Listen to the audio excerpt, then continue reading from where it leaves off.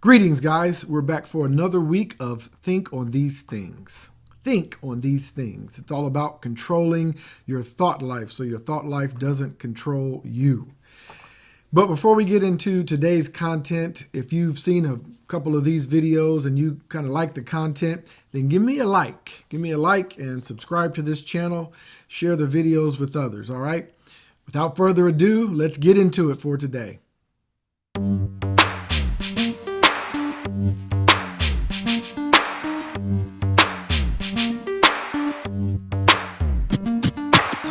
One time, here we go, hear the facts.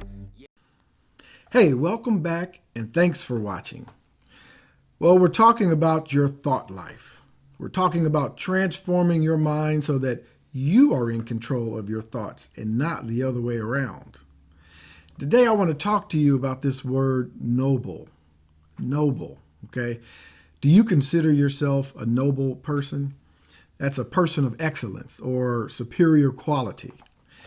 I hope you do, because that's what it means to be noble, to be excellent, superior quality, all right? Nobility speaks to our very character.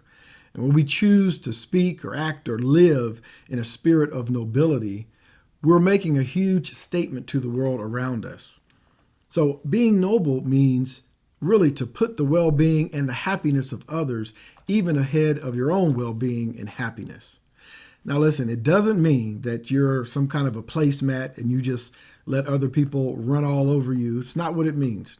It just means that your success positively affects others around you. It means being brave and honest in a way that others actually admire.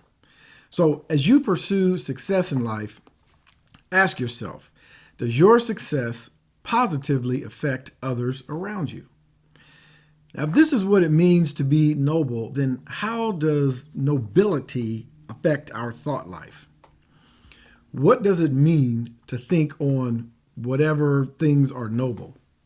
Well, in Scripture, Acts chapter 17, Paul speaks about a group of people called the Bereans. Maybe you've heard of them. He says, these were noble. They were more noble than those in Thessalonica, he says, in that they received the word with all readiness of mind, and they searched the scriptures daily, whether those things were so, meaning what they heard, is that really true? So part of being noble is to search things out for yourself. And it's not that we shouldn't believe people, but there was this phrase when I used to work in corporate America, and I'm sure you've heard of it. It's this phrase that says, trust and verify. Ever heard that phrase? It just means be positive about what you hear, but at the same time, verify that it's actually true. Verify for yourself. See, otherwise you can let your mind wander, and that can be dangerous. First of all, there's no telling where you'll end up in your mind. What happens is you're no longer in control. You know, when you go where your mind tells you to go, you can't control that. See, the people at Berea that Paul was talking about, they did three things that Paul called noble. Number one, they received the word, so they heard it, they listened, they readied their minds. In other words, they meditated, and then they searched the scriptures daily to see if that was true. So Paul was saying that these people were developing character by doing this.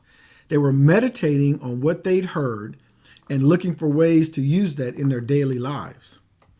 Over in Matthew chapter 5, Jesus said, love your enemies, bless those who curse you, do good to those who hate you, and pray for those who spitefully spitefully use you and persecute you. Who wants to pray for their enemies? Who would ever want to do good to their enemies?